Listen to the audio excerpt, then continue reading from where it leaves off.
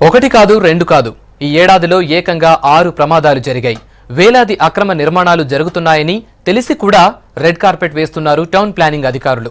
అక్రమ నిర్మాణానికి అవినీతికి దాసోహం అంటున్నారు.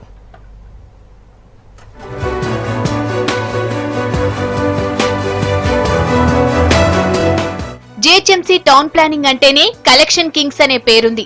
పేదవాడు వేసుకునే గుడిసె దగ్గర నుండి పెద్ద పెద్ద టవర్ల నిర్మాణం వరకు ఎక్కడా తగ్గకుండా అందిన కాడికి దండుకోవడమే. నిర్మాణం చేపట్టినా ఈ కలెక్షన్ కింగ్లకు కలెక్షన్లు అందాల్సిందే. అందకపోతే అసలు పని జరగదు. మంత్రి చెప్పినా ఎమ్మెల్యే చెప్పినా తమకు అందాల్సింది అందితేనే నిర్మాణం జరుగుతుంది, లేకుంటే అంతే సంగతులు.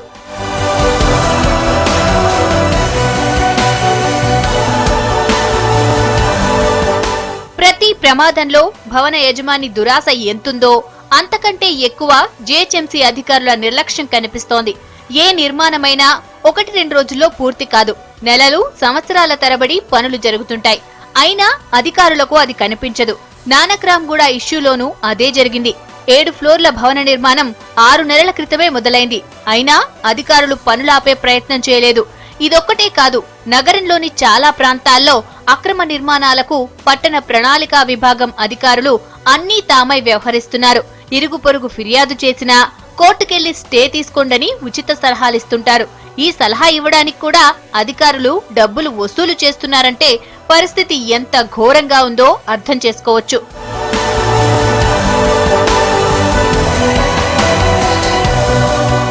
వీరికి ముడుపులు లక్షల్లో అందుతుంటాయి. నానక్రామ్గూడ బిల్డింగ్ కు సంబంధించి సర్కిల్ నుంచి జోనల్ అధికారుల వరకు భారీగా ముట్ట చెప్పారని స్థానికులు చెప్తున్నారు.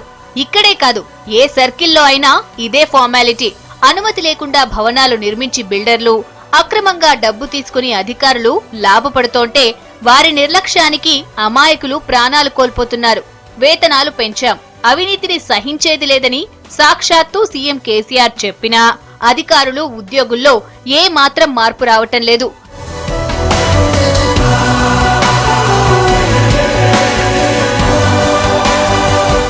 సిటీలో దాదాపు 2 లక్షల అక్రమ నిర్మాణాలున్నాయి. గతేడాది రాష్ట్ర ప్రభుత్వం ప్రకటించిన బీఆర్ఎస్ ఇదే విషయాన్ని స్పష్టం చేస్తోంది. రెగ్యులరైజేషన్ కోసం సుమారు 1,50,000 మంది దరఖాస్తు చేసుకున్నారు. చెరువులు, కుంటలు, నాలాలపై ఉన్న అక్రమ నిర్మాణాలను వీటికి కలిపితే ఆ సంఖ్య మరింత పెరిగే అవకాశం ఉంది. అక్రమ నిర్మాణాలపై కఠిన చర్యలు తీసుకోవాలని రాష్ట్ర సర్కార్ నిర్ణయం కూడా తీసుకుంది. అధికారులు కూడా ప్రెస్ మీట్లు పెట్టి ఇదే విషయాన్ని చెబుతున్నారు. కానీ ఆచరణలో మాత్రం సీన్ మరోలా ఉంటుంది. అక్రమ నిర్మాణాలపై ఎవరైనా ఫిర్యాదు చేస్తే అధికారుల పంట పండినట్టే. కంప్లైంట్ ను అడ్డంగా పెట్టుకుని మరింత ఎక్కువ డబ్బులు గుంజుతున్నారనే ఆరోపణలు జోనల్ కమిషనర్ నుంచి కింది స్థాయి చైర్మన్ వరకు ఇదే దందా నడుస్తోంది.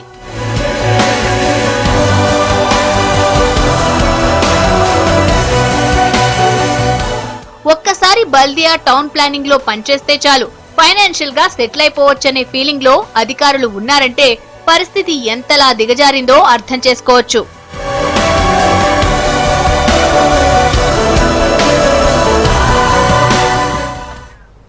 ఇష్టం వచ్చినట్లు నిర్మాణాలు. 100 గజాలుంటే చాలు 5 ఫ్లోర్ల బిల్డింగ్ ఈజీగా కట్టేయొచ్చు. నాణ్యత లేకున్నా పర్వాలేదు, సిమెంట్ కు బదులు ఇసుకను వాడినా నో ప్రాబ్లం. జస్ట్ బల్దియా అధికారుల్ని మేనేజ్ చేస్తే చాలు, అంతా వాళ్లే చూసుకుంటారు. సిటీలో పేక మేడల్లో వెలుస్తున్న అక్రమ నిర్మాణాలకు సీక్రెట్ సెక్యూరిటీ ఏజెంట్లుగా పనిచేస్తున్నారు జీహెచ్ఎంసీ అధికారులు.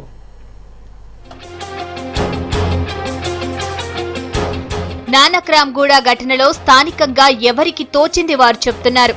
అసలు ఎలాంటి అనుమతి లేకుండా భవనం నిర్మించారని, ముందు గ్రౌండ్ ప్లస్ 2 అంతస్తుల వరకే అనుకుని దానికి తగ్గట్టుగా బేస్మెంట్, కాలంలు వేశారని చెప్తున్నారు స్థానికులు.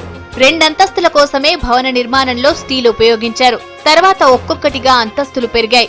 2, 3 దాటి ఏకంగా 6 అంతస్తులు ప్లస్ పెంట్ హౌస్ నిర్మిస్తున్నారు.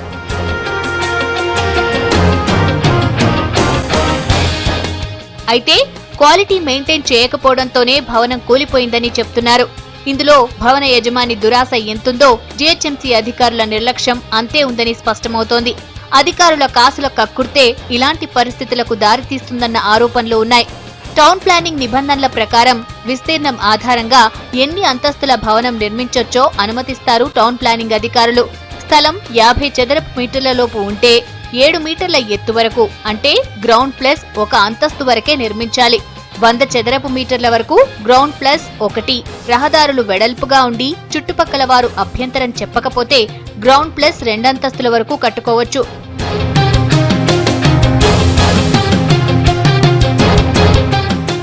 200 చదరపు మీటర్ల వరకు ఉంటే గ్రౌండ్ ప్లస్ 3 అంతస్తుల వరకు అనుమతిస్తారు. 4 అంతస్తుల వరకు నిర్మించాలంటే స్థల విస్తీర్ణం కనీసం 400 చదరపు మీటర్లు ఉండాలి. కానీ నానక్రామ్గూడలో ఏకంగా 6 అంతస్తులను కేవలం 180 చదరపు మీటర్లలోనే నిర్మించారు. ఇక మల్టీ స్టోర్ బిల్డింగ్స్ కు మాత్రమే సెల్లార్ తవ్వకాలకు అనుమతిస్తారు. అది 2000 చదరపు మీటర్ల కంటే ఎక్కువ విస్తీర్ణంలో స్థలం ఉంటేనే. ఇక సెల్లార్ నిబంధనలు కూడా స్ట్రాంగ్ గా ఉంటాయి. మొదటి సెల్లార్ తవ్వకానికి 3 మీటర్లు, ఆ తర్వాత ఒక్కో సెల్లార్ కు 0.5 మీటర్ల చొప్పున అన్ని దిక్కులా సెట్ బ్యాక్ వదలాలి. కానీ ఎక్కడా ఆ పరిస్థితి కనిపించదు.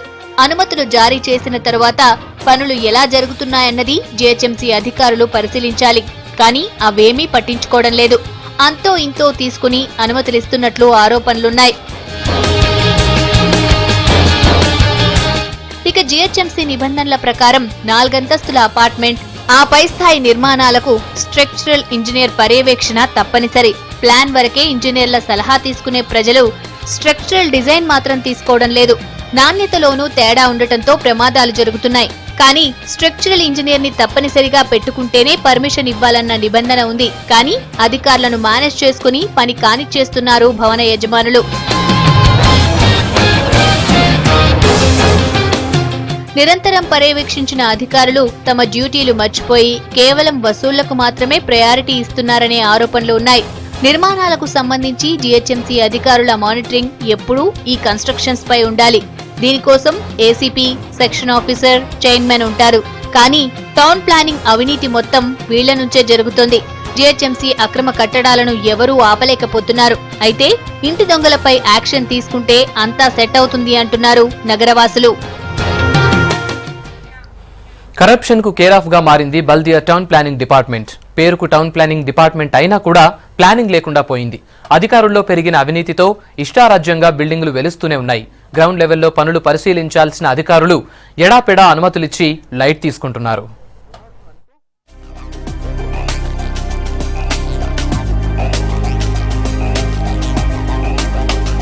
గ్రేటర్లో అక్రమ నిర్మాణాలు అమాయక ప్రజల ప్రాణాలు బలి తీసుకుంటున్నాయి. దీనంతటికీ అధికారుల నిర్లక్ష్యమే కారణమన్న విమర్శలు వస్తున్నాయి. ఏ చిన్న భవనం నిర్మించాలన్నా ముందుగా టౌన్ ప్లానింగ్ ఆఫీసర్ల నుంచి పర్మిషన్ తీసుకోవాలి. అయితే అధికారులు నిబంధనల్ని గాలి కొదిలేసి ఇష్టం వచ్చినట్లు పర్మిషన్లు ఇస్తున్నట్లు ఆరోపణలున్నాయి.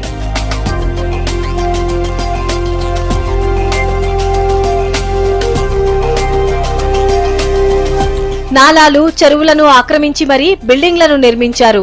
ఎంతో కొంత తీసుకుని టౌన్ ప్లానింగ్ అధికారులు చూసి చూడనట్లుగా వ్యవహరిస్తున్నారన్న ఆరోపణలున్నాయి. అయితే టౌన్ ప్లానింగ్ అధికారుల అవినీతి అంతా ఇంతా కాదు. జీహెచ్ఎంసీ పరిధిలో ఏసీబీకి చిక్కిన వారిలో టౌన్ ప్లానింగ్ అధికారులే ఎక్కువ.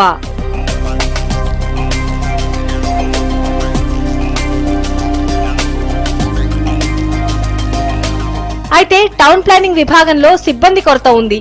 మొత్తం 75% వరకు ఖాళీలున్నట్లు తెలుస్తోంది. మొత్తం 345 అధికారులకు 77 మంది మాత్రమే ఉన్నారు. 224 సూపర్వైజర్ పోస్టులకు 203 పోస్టులు ఖాళీగా ఉన్నాయి.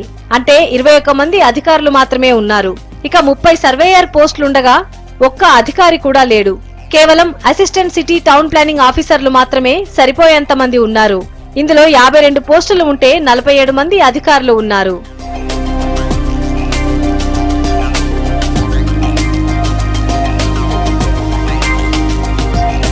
డిప్యూటీ సిటీ ప్లానర్స్ లో 30 పోస్టులకు 9 మంది ఉండగా 21 ఖాళీలు ఉన్నాయి.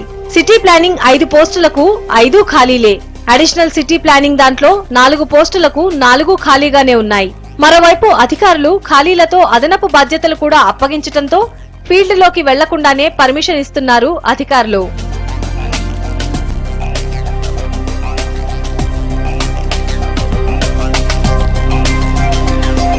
అయితే ఈ అవినీతిని తగ్గించేందుకు ఆన్లైన్ లో అప్లికేషన్ అమలు చేసినా ఫలితం లేకుండా పోయింది.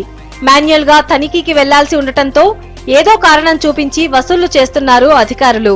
జీహెచ్ఎంసీకి ప్రత్యేక చట్టం ఉండటంతో ఇక్కడి వారు ఎటు ట్రాన్స్ఫర్ చేసినా హైదరాబాద్ లోనే పోస్టింగ్ ఉంటుంది. అందుకే రాష్ట్రమంతా ఒకటే మున్సిపల్ చట్టం తీసుకురావాలని నిర్ణయించింది ప్రభుత్వం. దీనికోసం కసరత్తు చేస్తున్నారు అధికారులు.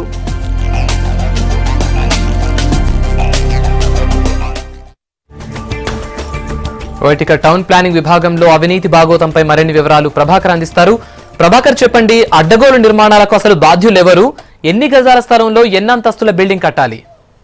రాజేందర్, దాదాపుగా అంటే నిన్న మొన్న జరిగిన సంఘటన చూసి నుంచి అంటే నానక్రామ్ గూడకు సంబంధించిన 6 అంతస్తుల బిల్డింగ్ ఎప్పుడైతే కూలిపోయిందో, ఎప్పుడైతే నేలమట్టమైందో అప్పటి నుంచి కూడా టౌన్ ప్లానింగ్ పైన ప్రధానంగా చర్చ జరుగుతుంది. ముఖ్యంగా హైదరాబాద్కు సంబంధించి ఇల్లీగల్ కన్స్ట్రక్షన్స్ 2 లక్షలకు పైగా ఉన్నాయని అధికారులు గుర్తించారు. బీఆర్ఎస్లోనే బిల్డింగ్ రెగ్యులరేషన్ స్కీమ్లోనే దాదాపు 1.5 లక్షల అప్లికేషన్స్ వచ్చాయంటే ఏ రేంజ్లో అక్రమ నిర్మాణాలు వెలుస్తున్నాయి, ఏ రేంజ్లో అక్రమ నిర్మాణాలు కడుతున్నారు అనే దానిపైన ప్రధానంగా చర్చ జరుగుతుంది. మామూలుగా అయితే G+1, G+2 కట్టుకునే వాళ్లకు పర్మిషన్స్ ఇవ్వాలంటేనే దాదాపు అటు అధికారులు కానివ్వండి, లేకపోతే కింది స్థాయిలో పనిచేసే ఉద్యోగులు కానివ్వండి, చాలా ముప్పు తిప్పలు పెడతారు. ఒక పర్మిషన్ కావాలంటే ఆఫీస్ చుట్టూ 100 సార్లు తిరగాలి. కానీ అలాంటివి ఏం లేకుండా కేవలం 180 గజాల్లో 6 ఫ్లోర్లు ప్లస్ సెల్లార్ ఇట్లాంటివి నిర్మిస్తున్న వారిపై కనీసం చూసి చూడనట్టు వ్యవహరించారు అధికారులు.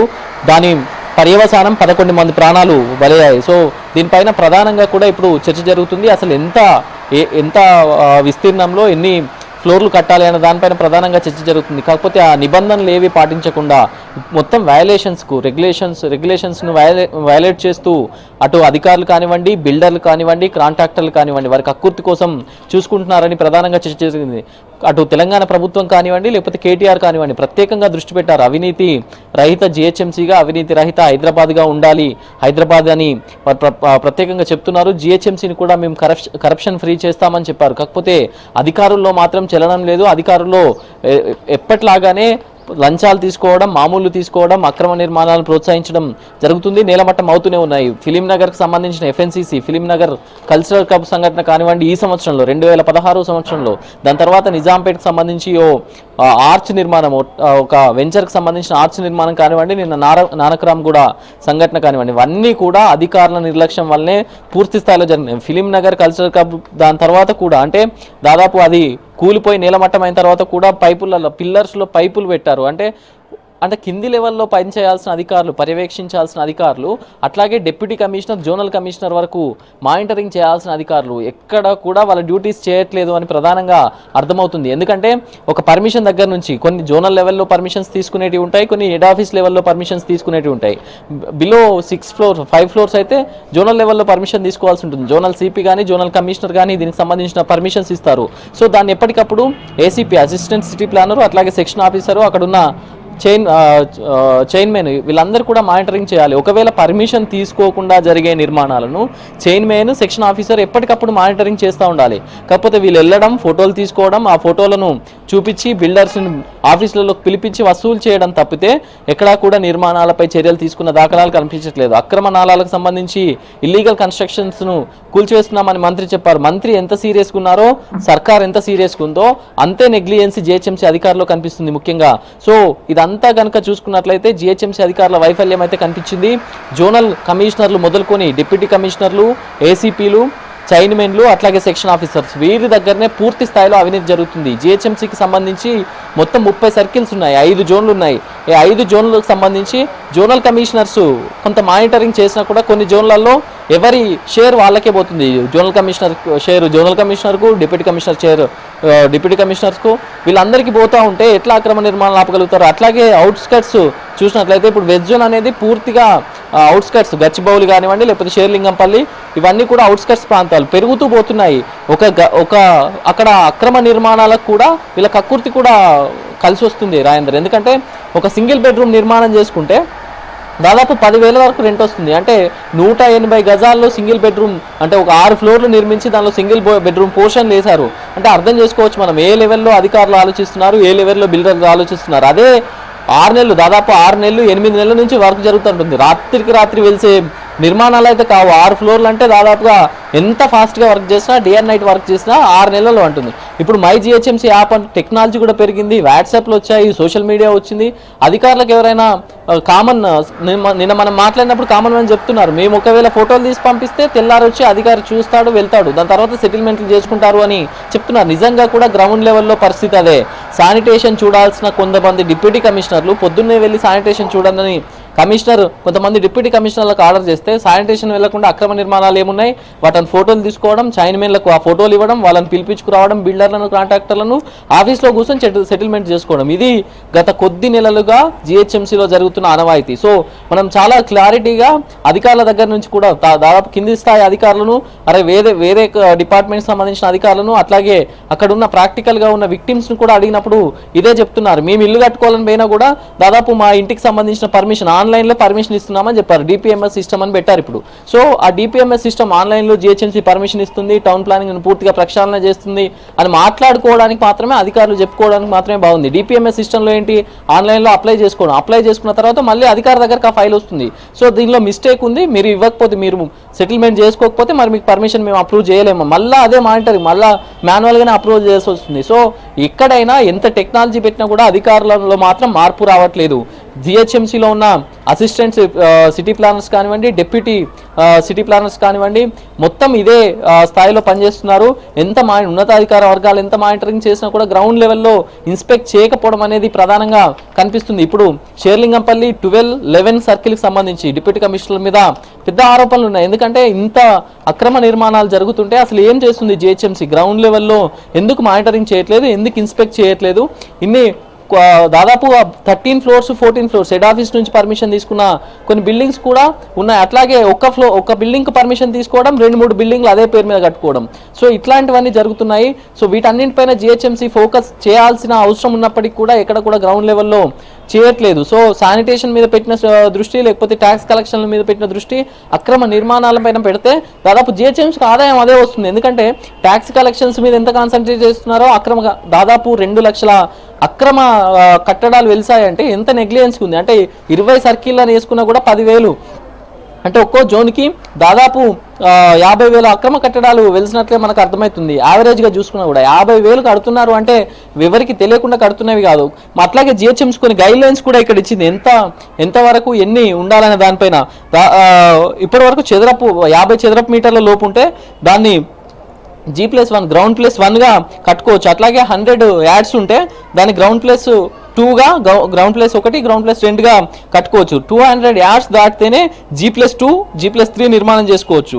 అట్లాగే 4 ఫ్లోర్స్ నిర్మించాలంటే సిల్ట్ +4 ఫ్లోర్స్ నిర్మించాలంటే డెఫినెట్గా 400 యాడ్స్ పైన ఉండాలి. వీటన్నిటిని ఇంత క్లియర్గా గైడ్ లైన్స్ ఇచ్చినప్పటికీ కూడా ఎవరు కూడా దీన్ని ఫాలో అవ్వట్లేదు. ఒకవేళ కొంచెం అటు ఇటుగా ఉన్నా కూడా అధికారులను మేనేజ్ చేసుకోవడం, కట్టడం. అట్లాగే నిన్న మనం చూసాం, ప్రాక్టికల్గా చూసినాం, క్వాలిటీ లెవెల్స్ని ఎవరు మానిటరింగ్ చేయాలి, అక్కడున్న చైన్మెన్ కానివ్వండి, లేకపోతే అధికారులు కానీ మానిటరింగ్ చేయాలి. క్వాలిటీ లెవెల్స్, అసలు క్వాలిటీ కనిపించట్లేదు. ఇసుక, శాండ్ % ఎక్కువ ఉంటుంది. సో దాన్ని ఎప్పటికప్పుడు స్ట్రక్చరల్ ఇంజనీర్ను పెట్టుకోవాలి. జిహెచ్ఎంసీకి సంబంధించి ఒక పర్మిషన్ తీసుకునేటప్పుడు స్ట్రక్చరల్ ఇంజనీర్ పెట్టుకోవాలి. మేస్త్రితో పర్మిషన్ తీసుకోవడం, మేస్త్రి సూచనల మేరకే చేయడం జరుగుతుంది. అంతా కనుక చూసినట్లయితే జిహెచ్ఎంసీ మారాల్సిన అవసరం అవుతుంది, అధికారులు మారాల్సిన అవసరం అవుతుంది. ప్రభుత్వం అవినీతి రహిత తెలంగాణ, అవినీతి రహిత హైదరాబాద్ను సాధించాలంటే అధికారుల సహకారం కూడా అవసరం. సో ప్రభుత్వం డ్యామేజ్ చేసేట్లుగా, తెలంగాణ సర్కారును డ్యామేజ్ చేసేట్లుగా, మంత్రి ఆదేశాలను బేఖాతరు చేసేట్లుగా అధికారులు అయితే ప్రవర్తిస్తున్నట్లు అర్థమవుతుంది. Rajender. Right Prabhakar, thank you.